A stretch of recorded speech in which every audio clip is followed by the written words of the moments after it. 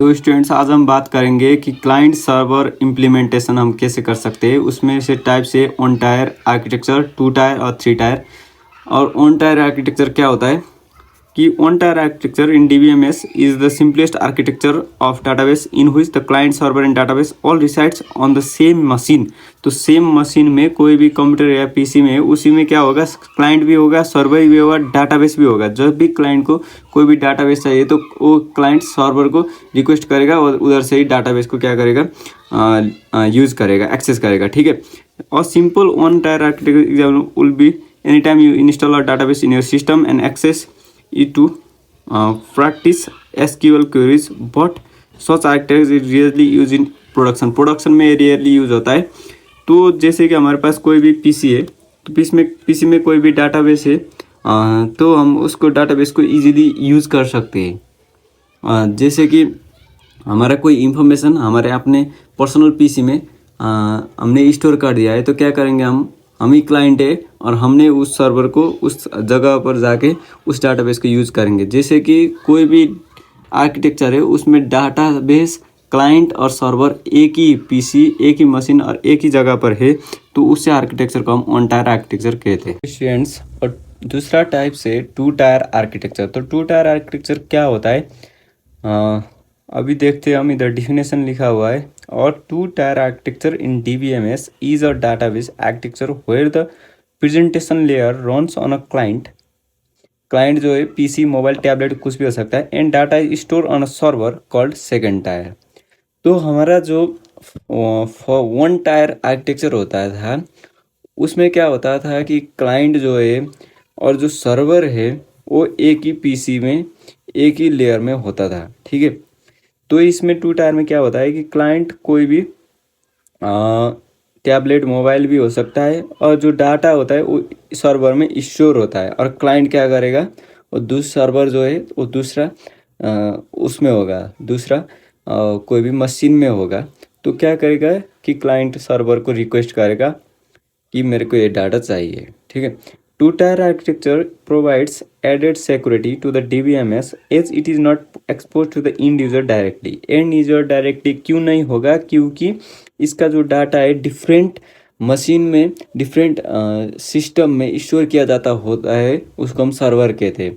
जैसे कि one tyre में क्या होता था कि एक ही जगह पर क्लाइंट भी होता था, सर्वर भी होता था, डाटाबेस भी होता था। तो इंड यूजर जो है, हम इंड यूजर, उसको हमको डायरेक्टली हमको उस डाटाबेस को क्या कर सकते हैं, एक्सेस कर सकते, देख सकते थे। तो इधर टू टायर में क्या होगा कि सर्वर में डाटाबेस होगा और सर्वर कहीं और होगा। ठीक है। तो क्या होगा कि हम कोई उस डाटाबेस को नहीं कर सकते, डायरेक्टली एक्सेस नहीं कर सकते, सर्वर उधर दूसरे मशीन को हम रिक्वेस्ट करना पड़ेगा। ठीक है, सर्वर को।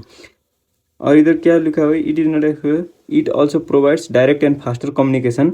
डायरेक्ट और फास्टर कम्युनिकेशन होगा, क्योंकि क्या करेगा, क्लाइंट सर्वर को डायरेक्ट एक्सेस के लिए में आएगा डाटा को, और सर्वर क्या करेगा, डाटा प्रोवाइड करेगा क्लाइंट को। ठीक है। और एग्जाम्पल, और contact management system created using MS access.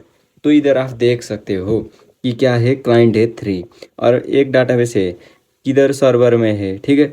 तो क्या करेगा कि क्लाइंट क्या करेगा, सर्वर को रिक्वेस्ट करेगा कि मेरे को ये डाटाबेस चाहिए। ठीक है।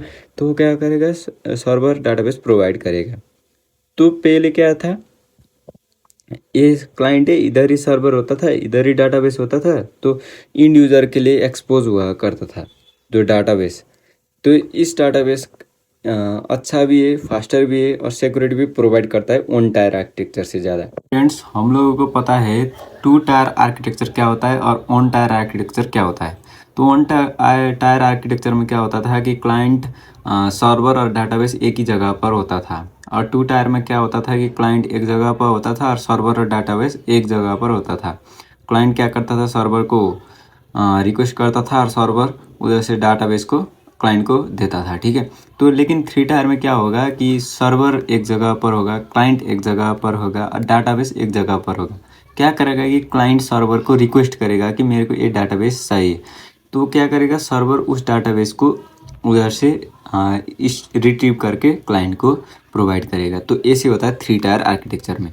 तो इधर डिफिनेशन में लिखा हुआ है कि अ 3 tyre architecture in DBMS is the most popular client server architecture in DBMS in which the development and maintenance of the functional processes, logic, data access, data storage and user interface is done independently as separate modules।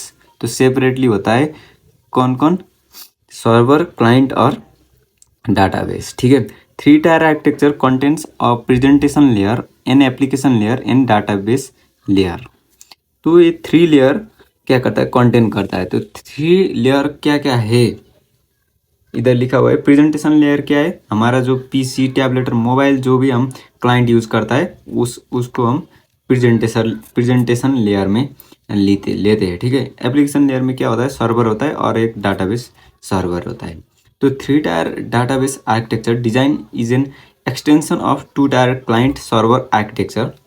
तो ये extension है, उसमें भी इसको थोड़ा extend किया हुआ है। वो किस लिए कि कोई भी प्रोग्रामिंग अच्छे से हो, कोई भी डाटा को रिट्रीव अच्छे से कर पाए, यूज़र को आसानी हो, ठीक है। और 3 टायर आर्किटेक्चर है द फॉलोइंग लेयर्स। ये 3 लेयर्स के बारे में आप लोगों को बता ही दिया। तो क्लाइंट जो है वो प्रेजेंटेशन लेयर में आता है, जो पीसी, टैबलेट और कोई भी होता है वो सर्वर होता है, और उधर डाटाबेस भी होता है। तो क्या करेगा कि क्लाइंट क्या करेगा, सर्वर को मेरे को ये डाटाबेस चाहिए रिक्वेस्ट करेगा,